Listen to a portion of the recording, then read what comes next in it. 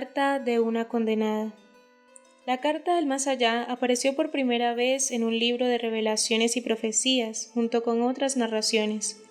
Fue el reverendo padre Bernardini Krempel, doctor en teología, quien la publicó por separado y le confirió mayor autoridad al encargarse de probar en las notas la absoluta concordancia de la misma con la doctrina católica.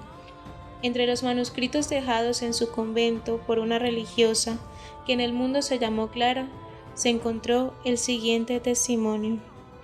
El relato de Clara. Tuve una amiga, Anita, es decir, éramos muy próximas por ser vecinas y compañeras de trabajo en la misma oficina. Más tarde, Annie se casó y no volví a verla. Desde que nos conocimos, había entre nosotras en el fondo más amabilidad que propiamente amistad. Por eso, sentí muy poco su ausencia cuando después de su casamiento ella fue a vivir al barrio elegante de las villas, lejos del mío.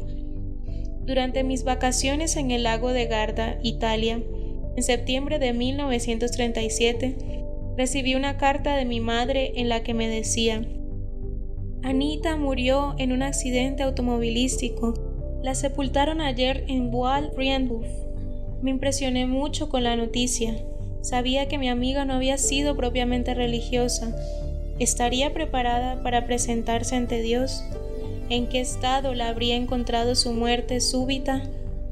Al siguiente día escuché misa, comulgué por la intención de Anita en la casa del pensionado de las hermanas, donde estaba viviendo.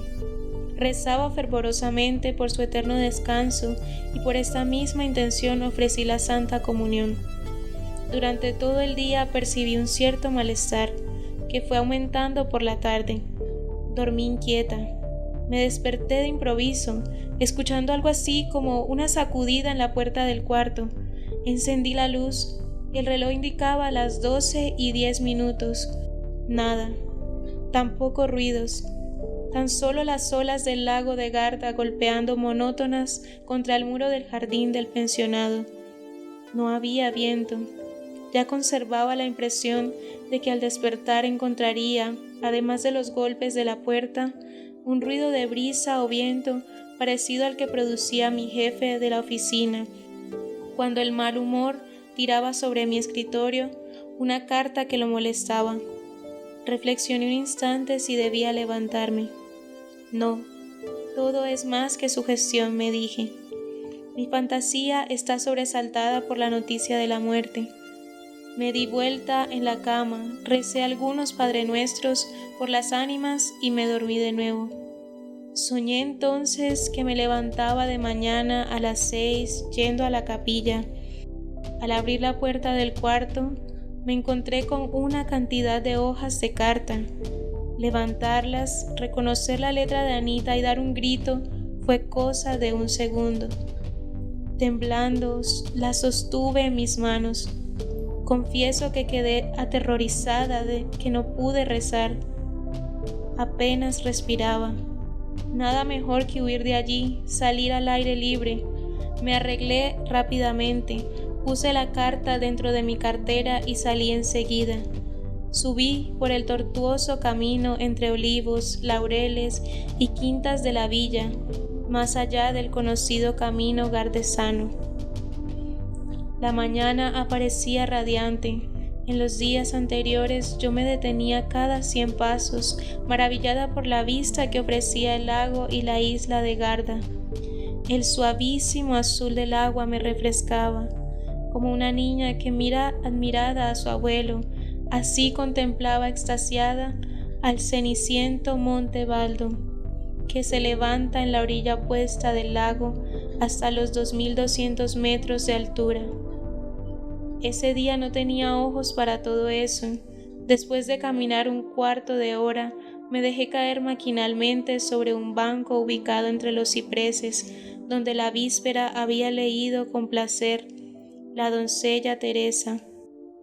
Por primera vez veía en los cipreses el símbolo de la muerte, algo en lo que antes no había pensado. Tomé la carta, no tenía firma. Sin la menor duda estaba escrita por Annie. No faltaba la gran S ni la té francesa a la que se había acostumbrado en la oficina para irritar al señor G. No era su estilo. Por lo menos no era así como hablaba de costumbre. Lo habitual en ella era la conversación amable, la risa, subrayada por los ojos azules y su graciosa nariz. Solo cuando discutíamos asuntos religiosos se volvía mordaz y caía en el tono rudo de la carta. Yo misma me siento envuelta por su excitada cadencia. Hela aquí la carta del más allá de Anita, palabra por palabra, tal como la leí en el sueño. La carta. Clara, no reces por mí, estoy condenada. Si te doy este aviso, es más, voy a hablarte largamente sobre esto. No creas que lo hago por amistad. Quienes estamos aquí ya no amamos a nadie. Lo hago como obligada. Es parte de la obra, de esa potencia que siempre quiere el mal y realiza el bien. En realidad, me gustaría verte aquí, a donde llegué para siempre. No te extrañes de mis intenciones, aquí todos pensamos así. Nuestra voluntad está petrificada en el mal, es decir, en aquello que ustedes consideran mal. Aun cuando pueda hacer algo bien, como yo lo hago ahora, abriéndote los ojos ante el infierno, no lo hago con recta intención. ¿Recuerdas? Hace 4 años que nos conocimos. Tenías 23 años y ya trabajabas en el escritorio desde 6 meses antes, cuando yo ingresé. Varias veces me sacaste de apuros. Con frecuencia me dabas buenos avisos que a mí, principiante, me venían muy bien. Pero, ¿qué es bueno? Yo ponderaba en aquel entonces tu caridad, ridículo. Tus ayudas eran pura ostentación, algo que desde entonces sospechaba. Aquí no reconocemos bien alguno en absolutamente nadie, pero ya que conociste mi juventud, es el momento de llenar algunas lagunas. De acuerdo con los planes de mis padres, yo nunca tendría que haber existido. Por un descuido se produjo la desgracia de mi concepción. Mis hermanas tenían 14 y 16 años cuando vine al mundo. Ojalá no hubiera nacido. Ojalá pudiera ahora aniquilarme, huir de estos tormentos. No hay placer comparable al de acabar mi existencia, así como se reduce a cenizas un vestido sin dejar vestigios. Pero es necesario que exista. Es preciso que yo sea tal como me he hecho, con el fracaso total de la finalidad de mi existencia.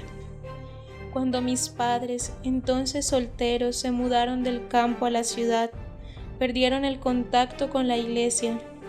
Era mejor así. Mantenían relaciones con personas desvinculadas de la religión. Se conocieron en un baile y se vieron obligados a casarse 6 meses después. En la ceremonia nupcial recibieron solo unas gotas de agua bendita, las suficientes para traer a mamá a la misa dominical unas pocas veces al año. Ella nunca me enseñó verdaderamente a rezar. Todo su esfuerzo se agotaba en los trabajos cotidianos de la casa, aunque nuestra situación no era mala. Palabras como rezar, misa, agua bendita, iglesia, solo puedo escribirlas con íntima repugnancia, con incomparable repulsión. Detesto profundamente a quienes van a la iglesia y en general a todos los hombres y a todas las cosas. Todo es tormento. Cada conocimiento recibido, cada recuerdo de la vida y de lo que sabemos se convierte en una llama incandescente. Y todos esos recuerdos nos muestran las oportunidades en que despreciamos una gracia. ¿Cómo me atormenta esto? No comemos, no dormimos, no andamos sobre nuestros pies. Espiritualmente encadenados, los réprobos contemplamos desesperados nuestra vida fracasada, aullando y rechinando los dientes, atormentados y llenos de odio. ¿Entiendes? Aquí bebemos el odio como si fuera agua. Nos odiamos unos a otros más que a nada, odiamos a Dios. Quiero que lo comprendas. Los bienaventurados en el cielo deben amar a Dios porque lo ven sin velos, en su deslumbrante belleza. Esto los hace indescriptiblemente felices. Nosotros lo sabemos y este conocimiento nos enfurece. Los hombres en la tierra que conocen a Dios por la creación y por la revelación pueden amarlo, pero no están obligados a hacerlo. El creyente, te lo digo furiosa, que contempla meditando a Cristo con los brazos abiertos sobre la cruz, terminará por amarlo. Pero el alma a la que Dios se acerca fulminante, como vengador y justiciero, porque un día fue repudiado, como ocurrió con nosotros, ésta no podrá sino odiarlo, como nosotros lo odiamos. Lo odia con todo el ímpetu de su mala voluntad. Lo odia eternamente a causa de la deliberada resolución de apartarse de Dios con la que terminó su vida terrenal. Nosotros no podemos revocar esta perversa voluntad, ni jamás querríamos hacerlo. ¿Comprendes ahora por qué el infierno dura eternamente? Porque nuestra obstinación nunca se derrite, nunca termina. Y contra mi voluntad agrego que Dios es misericordioso, aún con nosotros.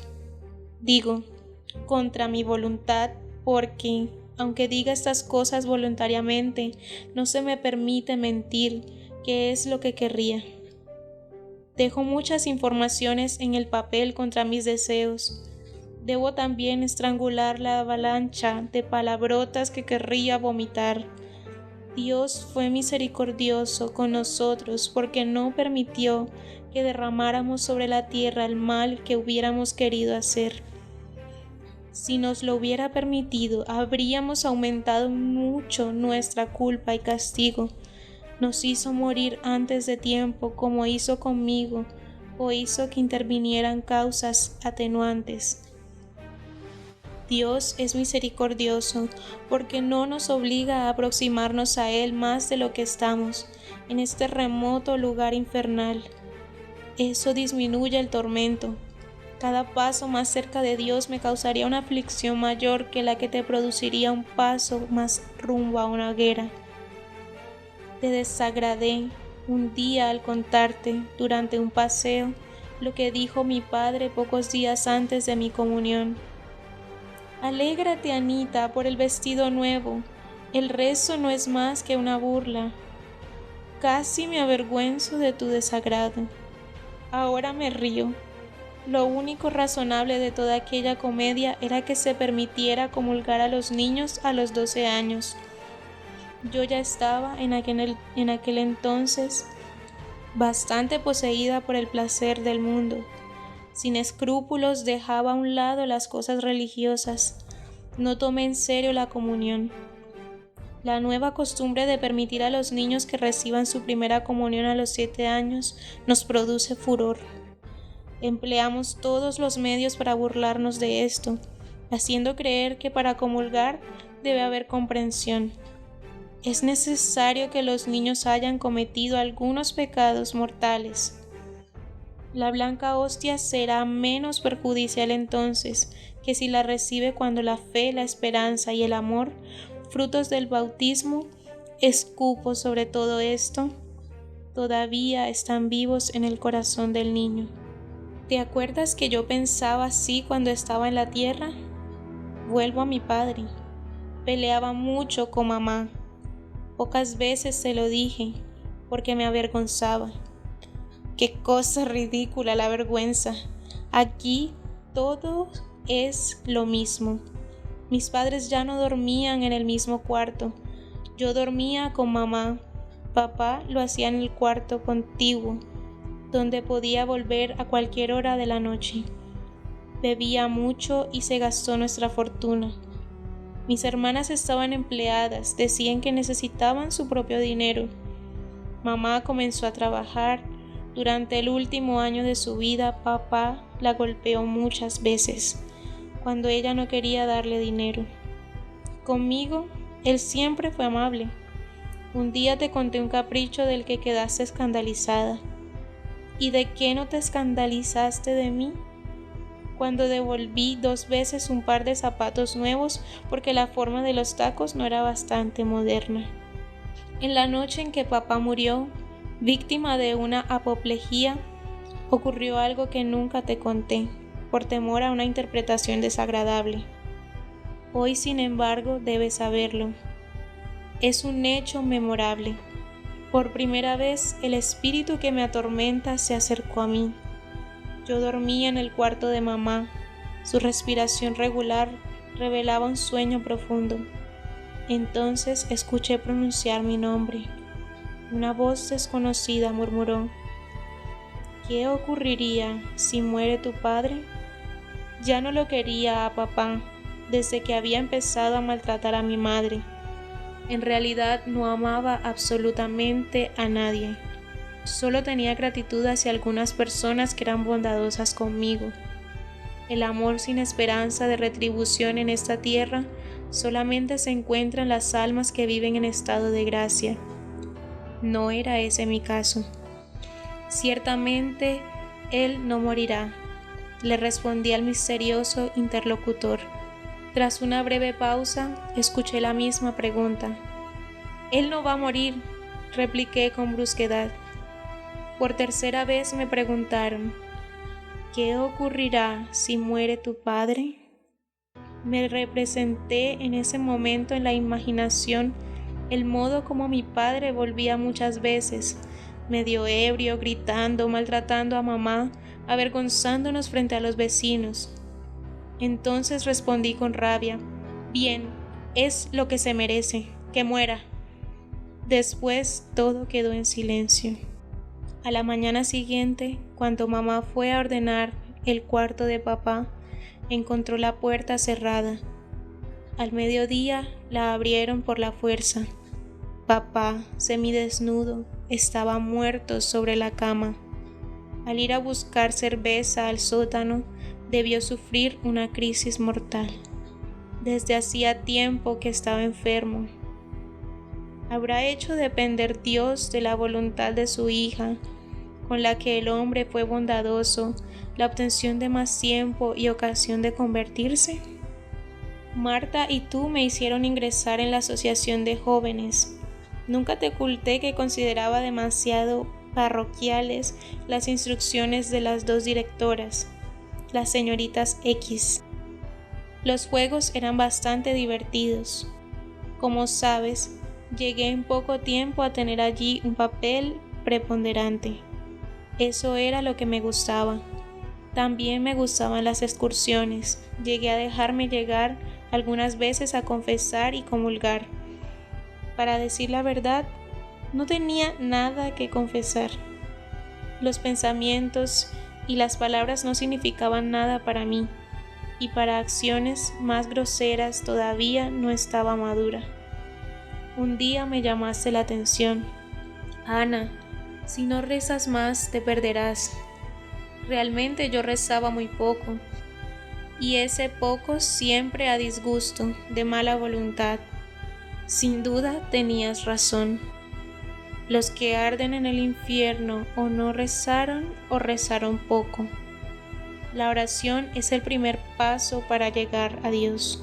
Es el paso decisivo, especialmente la oración a aquella que es la Madre de Cristo, cuyo nombre no nos es lícito pronunciar. La devoción a ella arranca innumerables almas al demonio, almas a las que sus pecados las habrían lanzado infaliblemente en sus manos. Furiosa continúo porque estoy obligada a hacerlo, aunque no aguanto más de tanta rabia. Rezar es lo más fácil que se puede hacer en la tierra, y justamente de esto, que es facilísimo, Dios hace depender nuestra salvación. Al que reza con perseverancia, paulatinamente Dios le da tanta luz y lo fortalece de tal modo que hasta el más empedernido pecador puede recuperarse, aunque se encuentre hundido en el pantano hasta el cuello. Durante los últimos años de mi vida ya no rezaba más, privándome así de las gracias sin las que nadie puede salvarse. Aquí no recibimos ningún tipo de gracia, aunque la recibiéramos, la rechazaríamos con escarnio. Todas las vacilaciones de la existencia terrenal terminaron en esta otra vida. En la tierra, el hombre puede pasar del estado del pecado al estado de gracia. De la gracia se puede caer al pecado. Muchas veces caí por debilidad, pocas por maldad. Con la muerte, cada uno entra en un estado final, fijo e inalterable. A medida que se avanza en edad, los cambios se hacen más difíciles. Es cierto que uno tiene tiempo hasta la muerte para unirse a Dios o para darle las espaldas. Sin embargo, como si estuviera arrastrado por una correntada antes del tránsito final, con los últimos restos de su voluntad debilitada, el hombre se comporta según las costumbres de toda su vida. El hábito, bueno o malo, se convierte en una segunda naturaleza. Es esta la que lo arrastra en el momento supremo. Así ocurrió conmigo. Viví años enteros apartada de Dios. En consecuencia, en el último llamado de la gracia, me decidí contra Dios. La fatalidad no fue haber pecado con frecuencia, sino que no quise levantarme más. Muchas veces me invitaste para que asistiera a las predicaciones o que leyera libros de piedad. Mis excusas habituales eran la falta de tiempo. ¿Acaso podría querer aumentar mis dudas interiores? Finalmente tengo que dejar constancia de lo siguiente. Al llegar a este punto crítico, poco antes de salir de la asociación de jóvenes, me habría sido muy difícil cambiar de rumbo. Me sentía insegura y desdichada, pero frente a la conversión se levantaba una muralla. No sospechaste que fuera tan grave. Creías que la solución era tan simple que un día me dijiste: tienes que hacer una buena confesión, Annie, todo volverá a ser normal. Me daba cuenta que sería así, pero el mundo, el demonio y la carne me retenían demasiado firme entre sus garras. Nunca creí en la influencia del demonio. Ahora doy testimonio de que el demonio actúa poderosamente sobre las personas que están en las condiciones en que yo me encontraba entonces. Solo muchas oraciones propias y ajenas, junto con sacrificios y sufrimientos, podrían haberme rescatado, y aun esto poco a poco. Si bien hay pocos posesos corporales, son innumerables los que están poseídos internamente por el demonio. El demonio no puede arrebatar el libre albedrío de los que se abandonan a su influencia, pero, como castigo por su casi total apostasía, Dios permite que el maligno se anide en ellos. Yo también odio al demonio. Sin embargo, me gusta porque trata de arruinarlos a todos ustedes. Él y sus secuaces, los ángeles que cayeron con él desde el principio de los tiempos, son millones vagando por toda la tierra, innumerables como enjambres de moscas. Ustedes no los perciben. A los réprobos no nos incumbe tentar, eso les corresponde a los espíritus caídos. Cada vez que arrastran una nueva alma al fondo del infierno, aumentan aún más sus tormentos. Pero, ¿de qué no es capaz el odio? Aunque andaba por caminos tortuosos, Dios me buscaba. Yo preparaba el camino para la gracia, con actos de caridad natural que hacía muchas veces por una inclinación de mi temperamento. A veces Dios me atraía a una iglesia. Allí sentía una cierta nostalgia. Cuando cuidaba a mi madre enferma a pesar de mi trabajo en la oficina durante el día, haciendo un sacrificio de verdad, los atractivos de Dios actuaban poderosamente. Una vez fue en la capilla del hospital, a donde me llevaste durante el descanso del mediodía. Quedé tan impresionada que estuve solo a un paso de mi conversión. Lloraba, pero enseguida llegaba el placer del mundo derramándose como un torrente sobre la gracia. Las espinas ahogaron el trigo. con la explicación de que la religión es sentimentalismo, como siempre se decía en la oficina, rechacé también esta gracia, como todas las otras. En otra ocasión, me llamaste la atención porque en lugar de una genuflexión hasta el piso, hice solamente una ligera inclinación con la cabeza. Pensaste que eso lo hacía por pereza, sin sospechar que ya entonces había dejado de creer en la presencia de Cristo en el sacramento. Ahora creo, aunque solo materialmente, tal como se cree en la tempestad, cuyas señales y efectos se perciben. En este interín me había fabricado mi propia religión. Me gustó la opinión generalizada en la oficina de que después de la muerte el alma volvería a este mundo en otro ser, reencarnándose sucesivamente sin llegar nunca al fin. Con esto estaba resuelto el angustiante problema del más allá. Imaginé haberlo hecho inofensivo. ¿Por qué no me recordaste la parábola del rico Epulón y del pobre Lázaro, en la que el narrador, Cristo, envió después de la muerte a uno al infierno y al otro al cielo? Pero, ¿qué habrías conseguido? No mucho más de lo que conseguiste con todos tus otros discursos beatos. Poco a poco me fui fabricando un Dios, con atributos suficientes para ser llamado así, bastante lejos de mí como para que no me obligara a tener relaciones con él, suficientemente confuso como para poder transformarlo a mi antojo.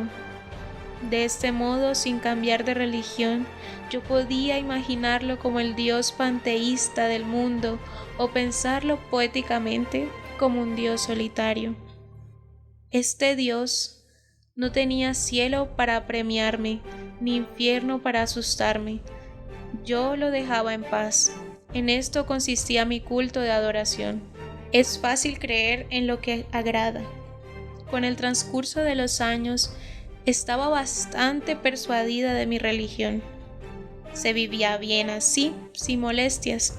Solo una cosa podría haber roto mi suficiencia: un dolor profundo y prolongado. Pero este sufrimiento no llegó. ¿Comprendes ahora el significado de Dios castiga a aquellos que ama? Durante un domingo de julio, la Asociación de Jóvenes organizaba un paseo. Me gustaban las excursiones, pero no los discursos insípidos y demás beaterías. Otra imagen, muy diferente de la Nuestra Señora de las Gracias, estaba desde hacía poco en el altar de mi corazón. Era el distinguido Max, del almacén de al lado. Ya habíamos conversado entretenidos varias veces. Justamente ese domingo me invitó a pasear. La otra, con la que acostumbraba salir, estaba enferma en el hospital. Él había comprendido que lo miraba mucho, pero yo no pensaba en casarme todavía. Su posición económica era muy buena, pero también demasiado amable con todas las otras jovencitas. En aquel entonces yo quería un hombre que me perteneciera exclusivamente como única mujer. Siempre conservé una cierta educación natural. Eso es verdad, a pesar de su indiferencia religiosa, Annie tenía algo noble en su persona. Me desconcierta que también las personas honestas puedan caer en el infierno si son deshonestas al huir del encuentro con Dios.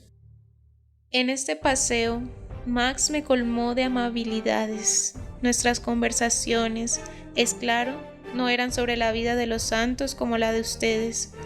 Al día siguiente, en la oficina, me reprendiste por no haber ido al paseo de la asociación.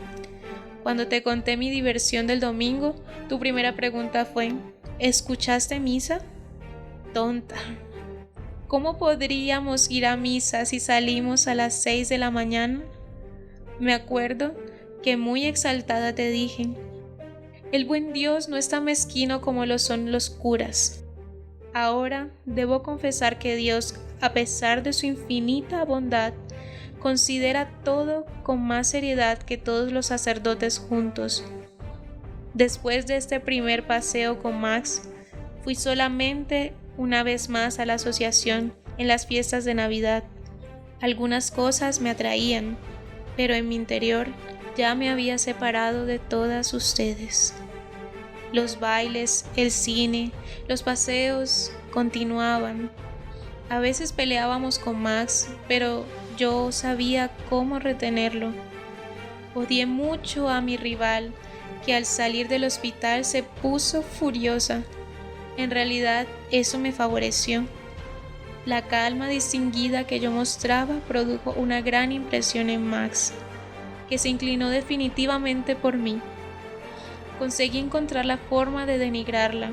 Me expresaba con calma. Por fuera, realidades objetivas, por dentro, vomitando hiel.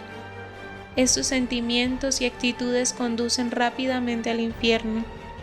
Son diabólicos en el sentido estricto del término. ¿Por qué te cuento todo esto? Para explicarte que así me aparté definitivamente de Dios.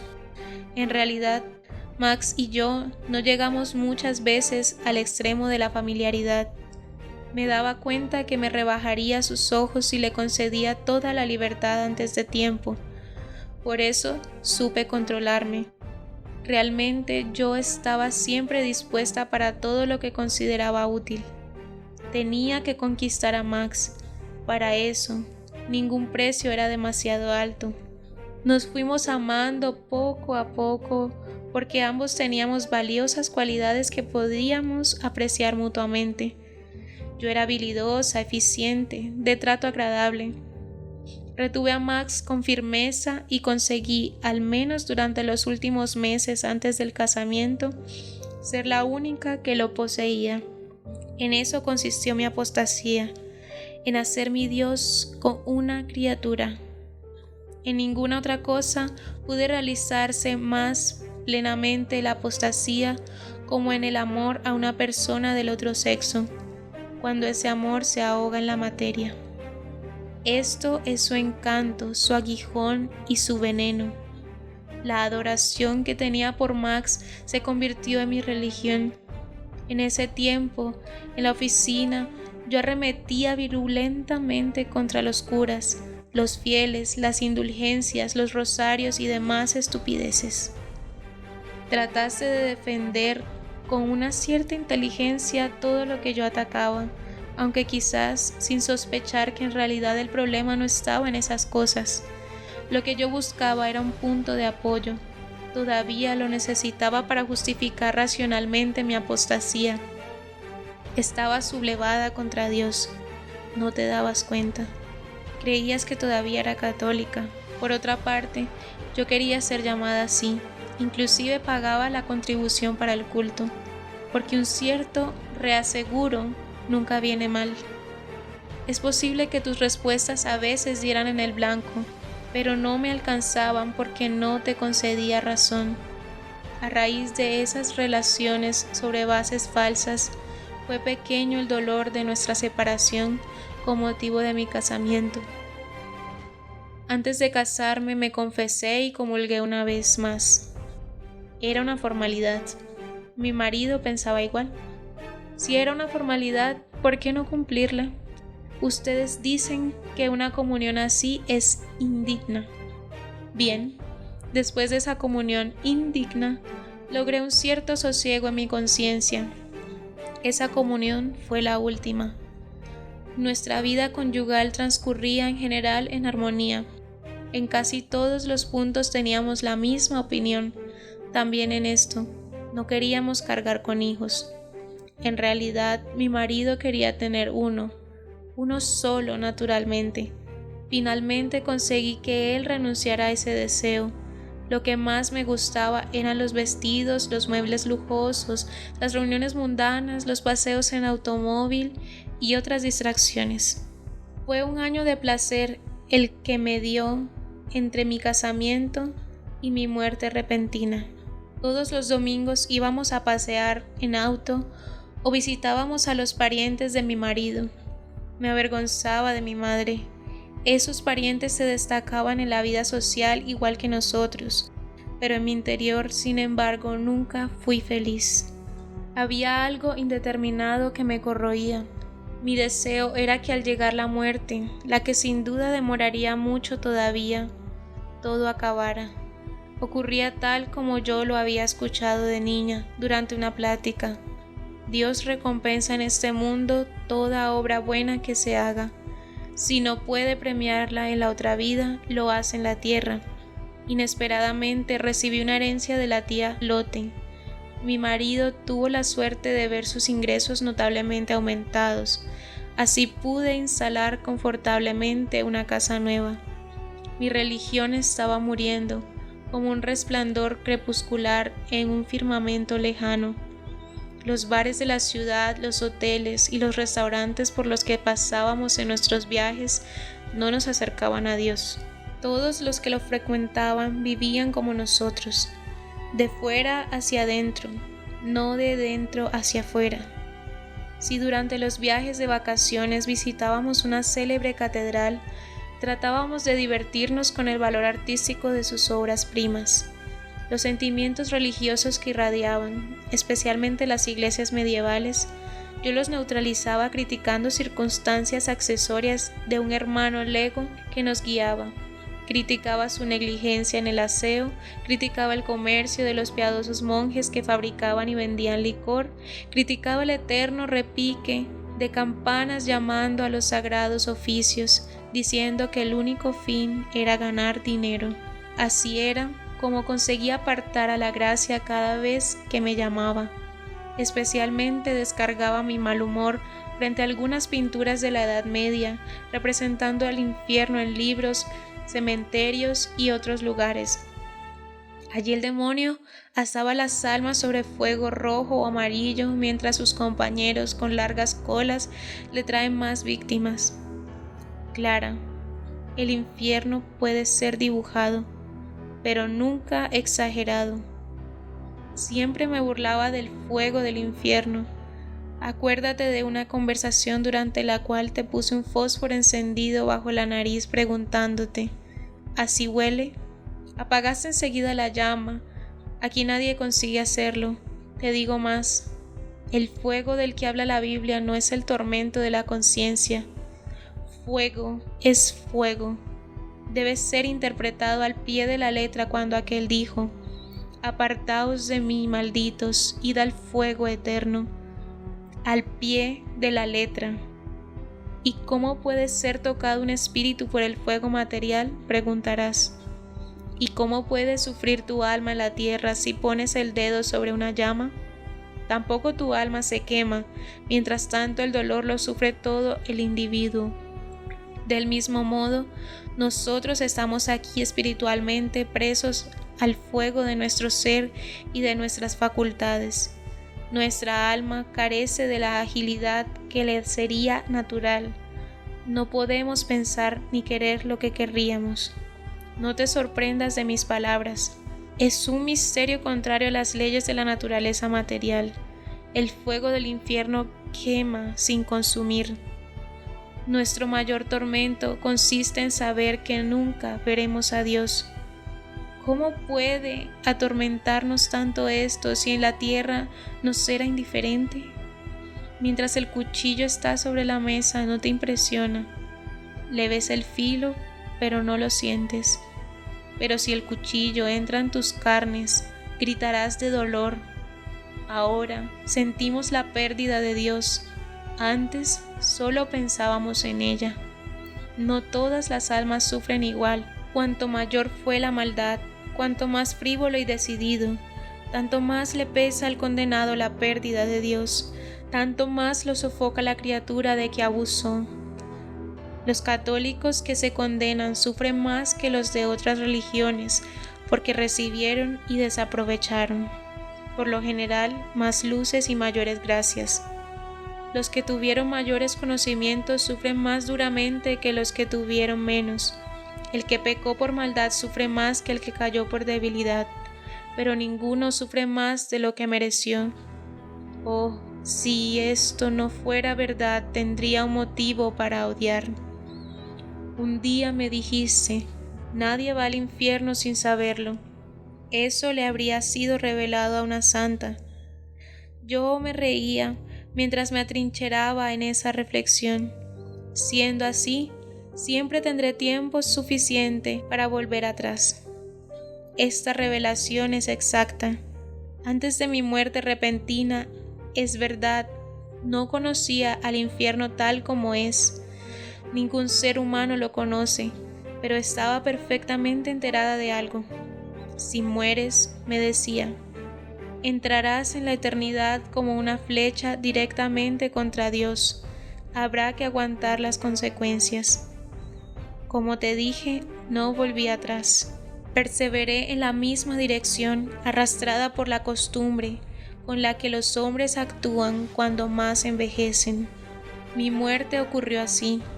Hace semanas, digo, según las cuentas que llevan ustedes, porque si calculara por mis dolores, podría estar ardiendo en el infierno desde hace 10 años.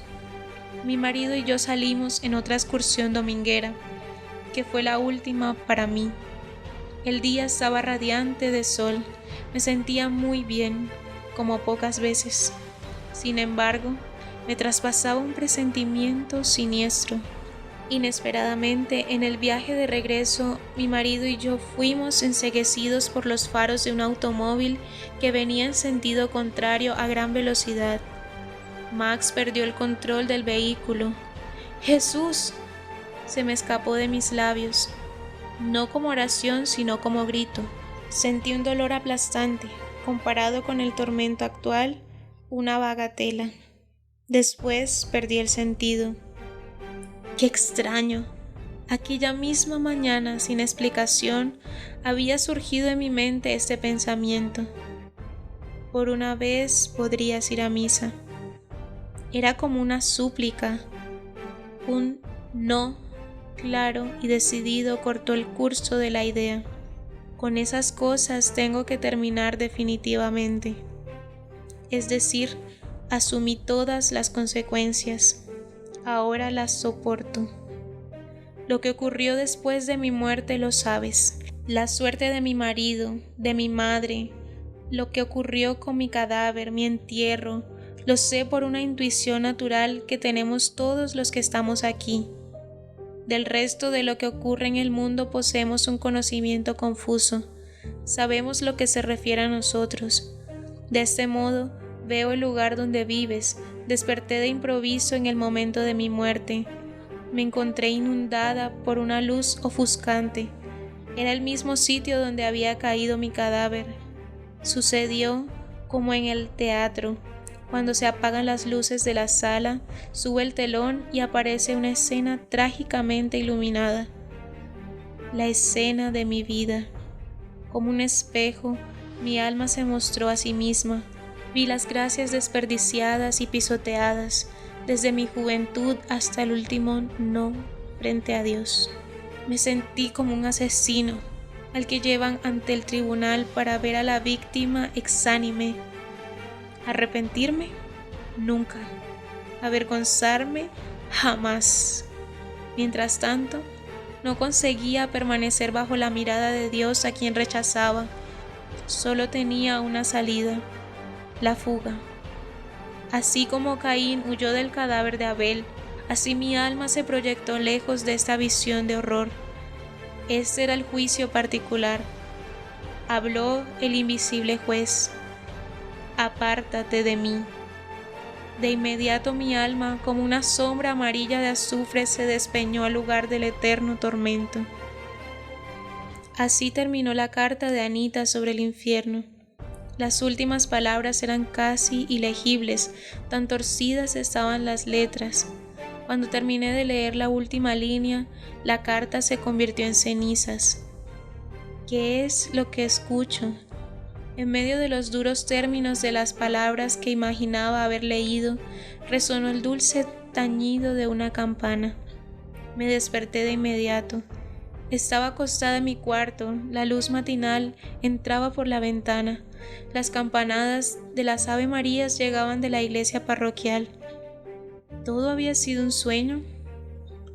Nunca había sentido antes en el Ángelus tanto consuelo como después de ese sueño. Lentamente fui rezando las oraciones. Entonces comprendí, la bendita Madre del Señor quiere defenderte. Venera a María filialmente, si no quieres tener el destino que te contó. aunque fueran sueños, un alma que jamás verá a Dios. Temblando todavía por la visión nocturna me levanté, me vestí con prisa y huí a la capilla de la casa. Mi corazón palpitaba con violencia, los huéspedes que estaban más cerca me miraban con preocupación, quizá pensaban que estaba agitada por correr escaleras abajo.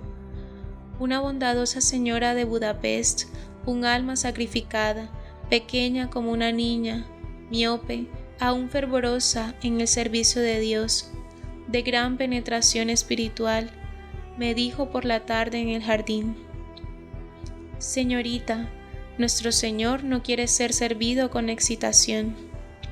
Pero ella advertía que otra cosa me había excitado y aún me preocupaba. Agregó bondadosamente: «Nada te turbe, conoces el aviso de Santa Teresa. Nada te espante, todo pasa, quien a Dios tiene, nada le falta, solo Dios basta». Mientras susurraba esto, sin adoptar un aire magisterial, parecía estar leyendo mi alma. Solo Dios basta. Sí, Él ha de bastarme, en este o en el otro mundo. Quiero poseerlo allí un día, por más sacrificios que tenga que hacer aquí para vencer. No quiero caer en el infierno. Algunas consideraciones finales. Quizá no como objeción, pero no puede eludirse una pregunta. ¿Cómo puede haber recordado Clara con tal precisión todas las palabras de la carta de la condenada? Respondemos: quien hace lo más puede hacer lo menos. Quien comienza una obra puede también concluirla. Si la manifestación de ultratumba es un hecho preternatural, Clara debe haber tenido también una asistencia preternatural para escribir con exactitud todas las palabras leídas durante la visión. La eternidad de las penas del infierno es un dogma, seguramente el más terrible de todos. Tiene su fundamento en las Sagradas Escrituras. Te dejaremos las citas bíblicas en la descripción de este video. Todos estos textos son irrefutables, en los que la expresión eterno no puede interpretarse como largo o prolongado. De la conveniencia de ilustrar este dogma con un caso particular, nos da ejemplo nuestro Señor Jesucristo en la parábola del rico Epulón y el pobre Lázaro. Allí se encuentra una descripción del infierno y del peligro de caer en él.